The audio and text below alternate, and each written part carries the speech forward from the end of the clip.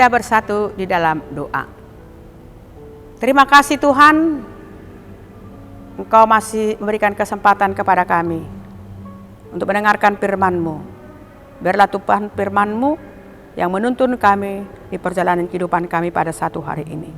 Berbicaralah Engkau Tuhan, kami sudah siap untuk mendengarkan firman-Mu yang menjadi kehidupan bagi kami.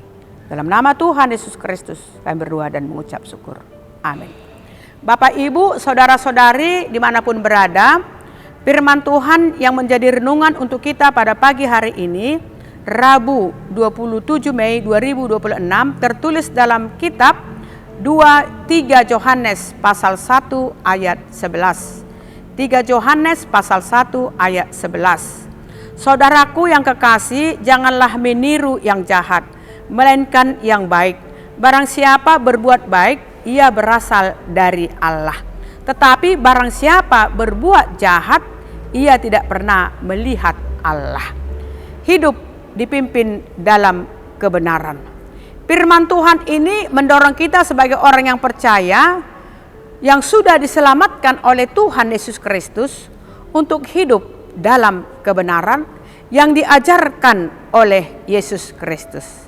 Dengan cara menjalani kehidupan dengan perkataannya yang membangun, yang menguatkan, yang memberikan dorongan kepada orang-orang yang lemah. Bukan melemahkan atau menghina orang lain. Dan diwujudkan dalam perbuatan kasih. Orang lemah dikuatkan dan dihiburkan. Artinya kita diingatkan untuk mau meniru, meneladani sikap daripada Tuhan Yesus Kristus yang hidup dalam kebenaran. Dan melalui kebenaran itu, firman Tuhan ini mengatakan kepada kita, saudara-saudara kekasih, janganlah meniru yang jahat, melainkan yang baik. Kita sadar kita hidup ya di dalam manusia yang berdosa. Tetapi anugerah Kristus menebus hidup kita. Karya salib dan kuasa kebangkitannya memperbaharui hidup kita, sehingga firman Tuhan ini mendorong dan menekankan bahwa kita ya adalah orang-orang yang dikasihinya. Dan sebagai saudara-saudara yang hidup di dalam persekutuan kasih dari Allah, kita sungguh-sungguh mewujudkan kehidupan yang sungguh-sungguh hidup dalam kebenaran Kristus.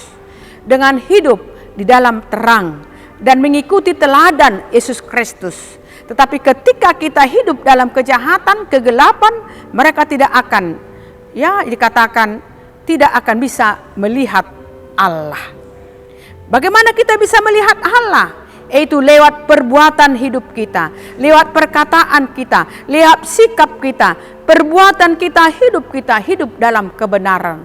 Perbuatan sikap kita, hidup di dalam kebaikan. Saudara yang kasih Tuhan Yesus Kristus, sejauh mana orang lain dapat melihat Allah melalui perbuatan kita, melalui perkataan kita di dalam kebenaran Yesus Kristus? Sudah kita lakukankah itu? Mari kita berdoa dan butuh anugerah untuk hidup dalam kebenaran Tuhan. Jangan kita meniru yang jahat, melainkan yang baik. Karena orang yang berbuat jahat, ia berasal dari Allah. Tetapi orang yang berbuat jahat berasal dari iblis, dan dia tidak akan pernah melihat Allah.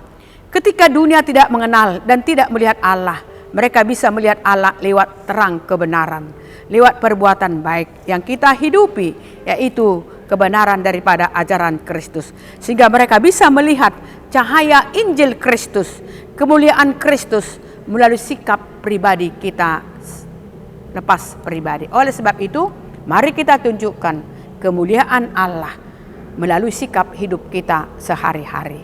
Amin.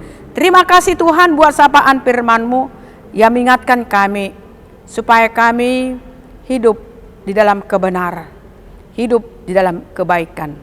Orang yang hidup dalam kebaikan kebenaran berasal dari Allah, dan dia akan bisa melihat Allah.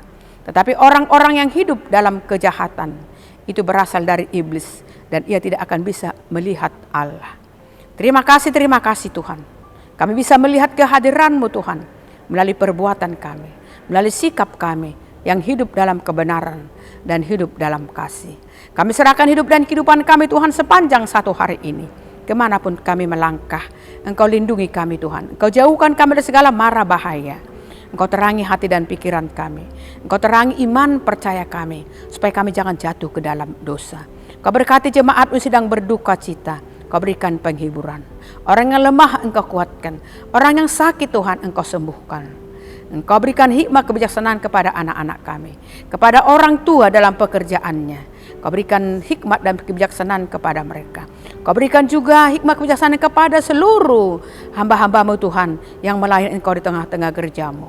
Para pimpinan bangsa kami, pimpinan gereja kami Tuhan, berikan hikmat kebijaksanaan kepada mereka untuk memimpin bangsa kami, memimpin gereja kami, supaya seturut dengan kehendak-Mu. Kami serahkan seluruh jemaat-Mu Tuhan yang belum mendapat jodoh, yang sudah cukup umur Engkau berikan jodoh. Yang belum mendapat anak Engkau berikan anak. Belum mendapat pekerjaan Tuhan Engkau berikan pekerjaan.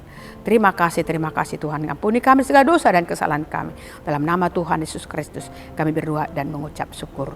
Amin.